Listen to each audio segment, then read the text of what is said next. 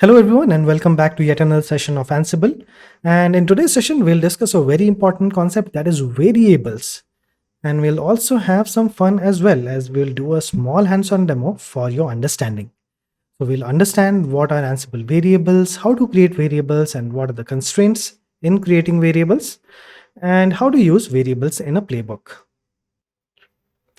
I know most of you are very well versed with programming and you might be aware of what a variable is, but let's start with this statement here. So when you think of what is a variable, our mind tells us that a variable is a symbol that works as a placeholder for expressions or quantities that may vary or change. So all throughout our programming journey, we have used variables, and in our initial episodes, we have used variables to store data that we might want to use later on in the program. This is the same here in Ansible as well, but the most important thing for us is to have some kind of knowledge with Jinja 2 template because Ansible uses Jinja 2 template expressions to delegate the variables. I have mentioned two links here. You can visit them for better understanding. But make sure that you have some kind of Jinja 2 templating expression knowledge in order to use the variables and so that you can handle them very diligently in Ansible. Now let's start off with how to work with variables in Ansible. So Ansible uses variables to manage differences between systems. So differences between system means that let's suppose you're working with multiple infrastructures, but the template remains same. So in order to avoid using hard-coded inputs every time, you can make different set of inputs for managing different deployments. And you don't have to change your template as is. And that's the biggest advantage of using Ansible and variables in general. So with Ansible, you can execute tasks and playbooks on different or multiple different systems with a single command. And this is possible with having a configuration that varies with the desired environment. So you can define these variables in your playbook, in your inventory, in reusable files or roles, or at command lines as well. So we can define the variables like simple string like foo.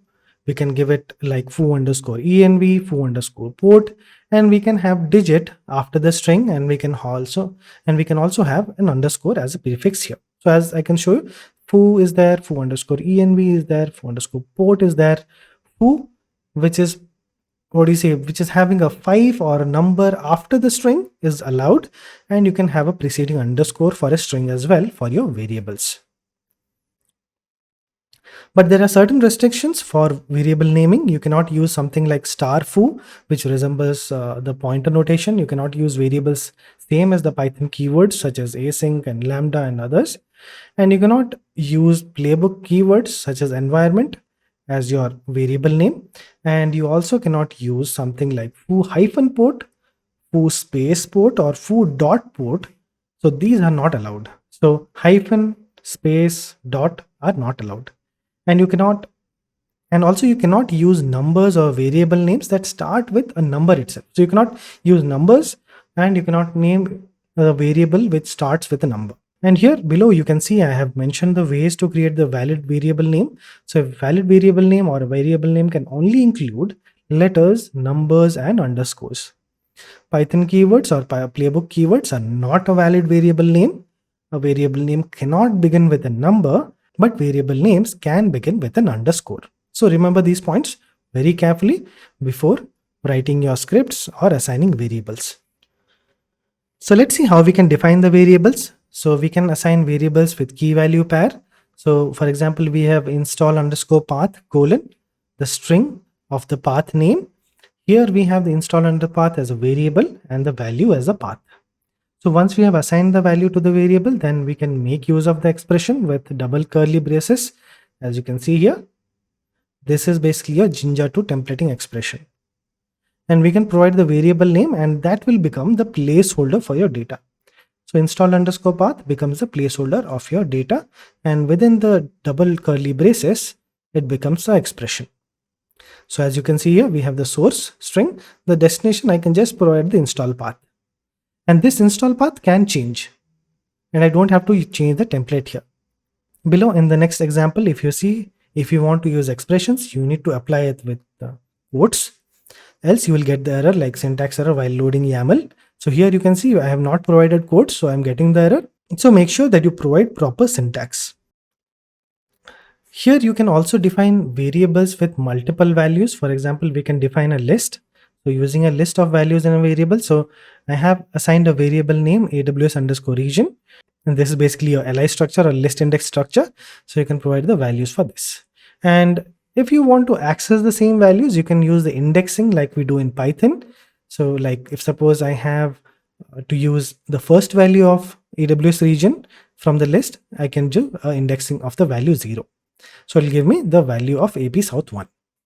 You can use dictionaries as well in the variables. So there are two ways to grab the values in this one as well. So let's suppose I have a variable AWS_region and it has a key value pair like AP South 1, John, USV2, Jesse. These are key value pairs. So same way like we access in Python, you can do the same way, or the way that we have here, see AWS_region. In square brackets, if I provide the key name, I'll get the value. So by using the square brackets, that's the first option. And we can also make use of the dot operator. So AWS_region dot the key. So by using the dot operator also, you will get the same value John or Jesse based on the key that you have. And there is also a way where you can create variables from the output of an Ansible task with the keyword register. So remember this keyword very carefully, like this is very important, register. So this is very important because you can make use of the output in a variable and use that variable in the coming steps in the playbook. So you can use the variable register and put the output of that variable. And here if you see, we are executing shell command nginx-v, which gives us the value of the version of nginx, and we put that inside the nginx_version variable, which is being dumped using register. So the way we are defining it is basically register : the variable name. And the same variable can be used in the other code as an input variable, like we have used it in the debug statement, as you can see. So message argument actually takes the string as an value. So here the current version of Ansible is, within this I have put the variable that I'm grabbing the value from, or from the first task that I've executed here. And this nginx version variable can be used here as an expression. So when you print the debug message, it will print this value. And there is one more way to grab these values, as I already told you, the dictionary way that we have here, like let's suppose AWS_region, Asia, AP South 1, Mumbai, they are all within square brackets. So if you want, you can directly access them as well within the double quotes, AWS_region.Asia.AP South 1.Mumbai. So you can use either the square brackets or the dot operator, as I already told you. So let's suppose you want to separate out variables and put them into a variable file. You can do that as well. So here we have created a variable file, which is inside the /vars folder. So if you see, we have the same way we have discussed before, the key value pair. And let's suppose I have a variable that has a list of values. So if you have a file, how are you going to access it? So let's suppose I have my_variable.yaml. So how I will use it. On the right hand side, if you see, we have defined the variables in the vars module or vars argument. So vars module, what it does is it provides us with my_var, which is the variable name for me, and the hello world is the value. Under vars, I can define the variables as per my requirement. The same way, vars_file gives me an option to provide the path of the variable file. So that is very clear here, as also we have used vars_file module and provided the path of the variable file, and that is a way you can use it. So you can use your values here inside that particular file by providing vars_file and the file name as well, and you can use it in your playbook. And there are a few ways to enhance your automation by using host and group variables. So don't worry about this. This is very simple. I'll explain you in a very simple term so that you get to understand what are host and group variables. The basic difference between host and group variables is that if you are assigning a variable to one machine, you can make use of the host variable. That's it. And if you want to assign a variable to many machines or multiple hosts at once, then go for the group variables. So let's start with the grouping of variables. So sometimes there are resources or variables that could be applied to multiple hosts at once. So why would you define the same values again and again, isn't it? Just define once and by using group variables, and then it applies to all the hosts that are a part of the group. Here, if you see, we have variable host inventory my web servers, within which we have 4 host names. And then using the vars keyword, the vars keyword that you see here, my web servers :vars, what we are doing is we are applying these variables to all the hosts. So this is called grouping of variables. So within which we have like the host group, and by using :vars, we are able to define all the variables, and these all variables will apply to all the hosts that are present in that particular host group. So these will be applied to all the hosts which are under my web servers. So this is called grouping of variables. And you can as well inherit group variables to create a sequence of inputs that get applied to a group itself. So here, if we see, we have 2 group names, Asia and Europe. So if you're working with 2 host groups, let's suppose ap.pytholic.com and ap2.pytholic.com are a part of Asia, and eu1.pytholic.com and eu2.pytholic.com are part of Europe. So we can create a child group and add the preceding groups inside it so that it becomes a collection of groups. So these are the 2 main groups that we have, and within which we will create a EMEA_region:children. By using children, we can add these 2 groups to that particular entity and make it a collection of groups. So we can do that by using the :children scope as EMEA_region:children. Within that, we can add Asia and Europe. So the main purpose of :children suffix is that you can make groups of groups using the :children suffix in INI files or the children entity or entry in YAML file as well. To all the groups that we have within EMEA_region, we can assign the same vars suffix to this, or the argument that we have here, the module.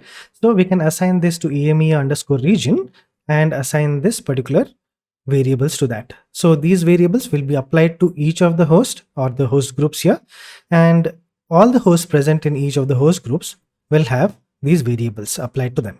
And if you want to go one step ahead as well, similarly, you can create a nested group by adding all these groups under a single group by using the same :children suffix.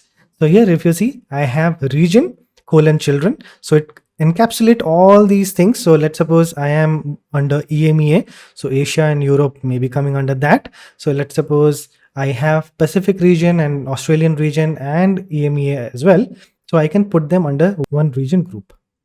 And let's suppose I want to assign variables to region, then I can use the same vars argument, and I can just provide the name as region:vars, and then I can apply the variables that I want.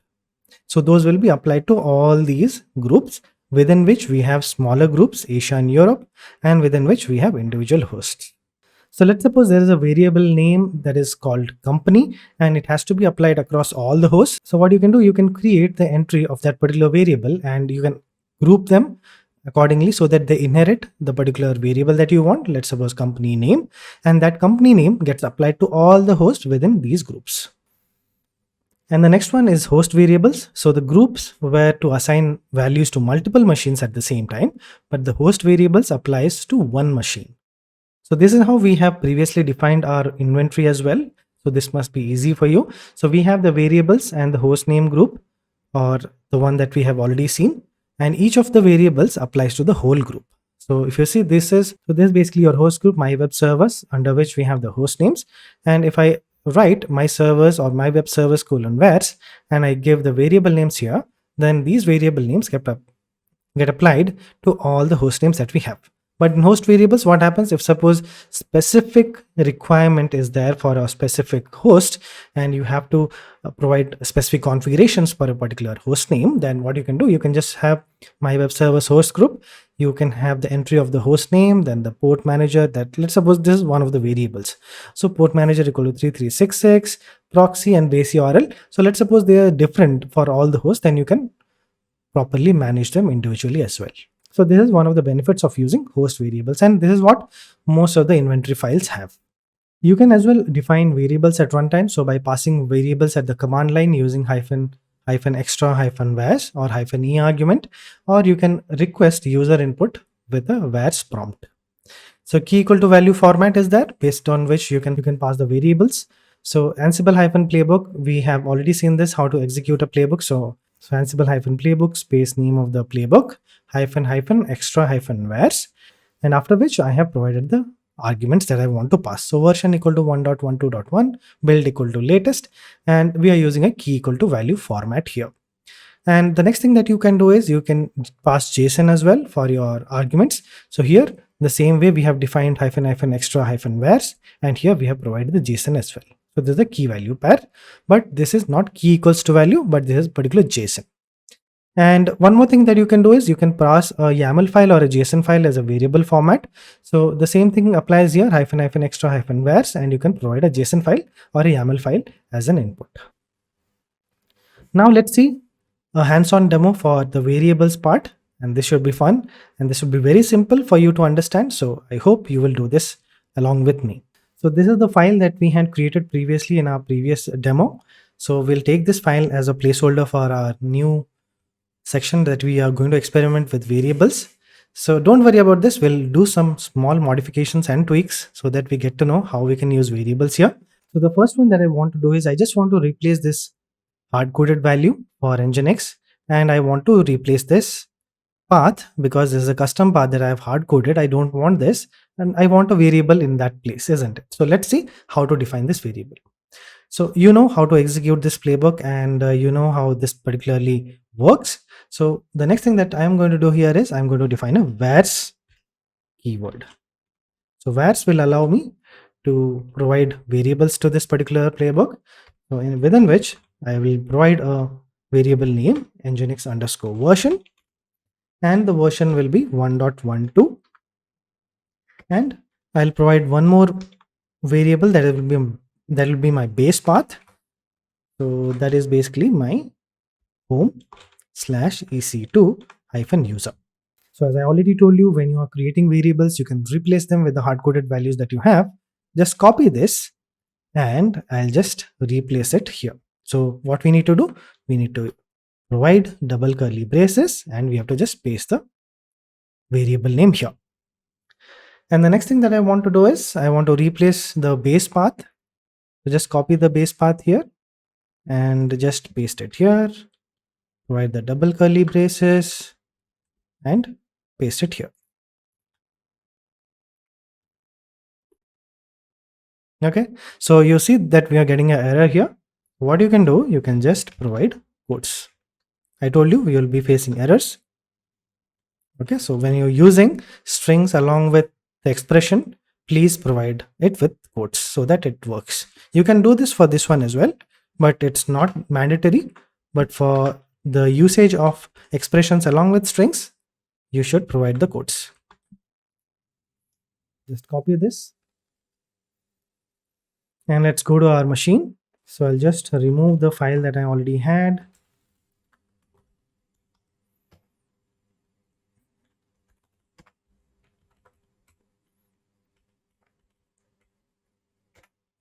Let's create a new one. We'll just paste it. So here we are having the two variables that we wanted to create, nginx-version or nginx underscore version, and this one base underscore path.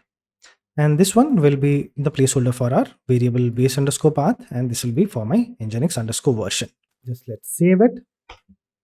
And what I'm going to do is I'm going to delete this file that I have here in the host that we have previously copied. So I'll just do rm-rf sample-txt and just run the file once again.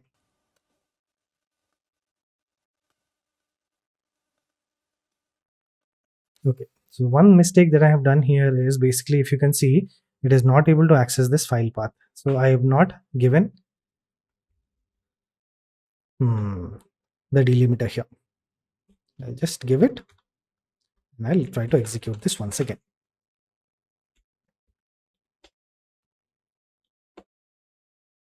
Sorry for that. But yeah, you get to know if there is any error, so it's fine. If we got the file once again or not, yeah, we got it. Yes, we have this. So the next thing that I want to do is for you to actually have this understanding. So let's go to this output once again, and we'll see where we are able to print the version. So ensure Nginx is at the latest version. So this is where we want to grab the value, isn't it? So let's suppose I want to grab this particular value. So this is inside the key stderr_line, isn't it? So what we can do is we can grab that particular value using this particular entity or this particular key. So how we will do that? So what I am going to do here is I'm going to register this variable, register using register. I'm going to create a new variable, nginx_version. So this version will be my output for the nginx-v, and I'm going to use it inside a particular print statement or a debug statement. Print the version of nginx, and here to print the debug message, there is a functionality for us that we can use, that is debug. That is one of the commands or the modules that we have, and which takes an argument, that is message, and post which we can write our message, the current version of nginx is, again use the curly braces, use the variable name dot stderr_lines of 0. So why am I doing this? So if you see the entry here, so this is stder lines, and that is the first value of this one. So this is the way I'm going to print it, and this value is going to come from the output of this particular command. I'm not hard coding the values here. It is just trying to grab the value from here. Let's see if it works or not. Let's clear this. We'll just delete the file once again, and we'll create it. Just paste the values here or the code here, and this is the debug message that we want to see. And we are going to use the register value or the register module, where actually we can assign a variable name to this, which actually captures the output of nginx-v, which is the command that is going to be executed on the particular host. So let's see how it works. Now same way, just run the playbook. This is the message that we got from there. So current version of nginx is nginx version, and that is the output that we are getting from the particular execution of this command, isn't it? So what we have learned today, we have learned how to create variable space, and we have assigned variable names to this one, and we have provided the values.